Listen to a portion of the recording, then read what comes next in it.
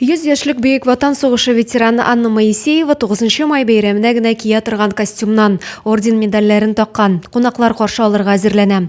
Анна Ивановна җиңү көнен түземсезлек белән көтә. Әле җиңү парадына барырга да исәбем бар ди. Жду. Я с людьми хоть повидаюсь, то вот сижу, гляжу стены. Вот, я рада, жду. Вот в госпиталь поеду до Дня Победы. Анна Ивановнага җиңү көне уңайыннан республика рәисе котлавын район башлыгы үзе җиткерде. Анна Ивановна, разрешите представиться, глава Заинского муниципального района Разив Галич Каримов.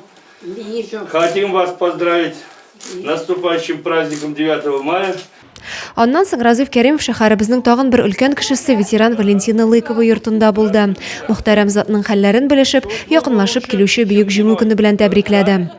Еще чуть-чуть пожить, значит, не сдаваться и, конечно, с Днем Победы. Сугыш ветераны Леонид Мачтаков кунакларны ишек төбенә үк чыгып каршы алды. Авыр сугыш елларында сыналган ветеран озак еллар шәһәребезнең куәтле предприятиесе булган ГРЭСта хезмәт куюы белән дә үрнәк безгә. Август айында Леонид Яковлевичка 100 яшь тула. Җиңү көнен зур хөрмәт һәм горурлык белән каршы алам ди ветеран. Больше я встречаю, конечно, огромным уважением, и огромным напряжением, которое проявила вся страна, весь российские народы, все, чтобы добиться этой победы.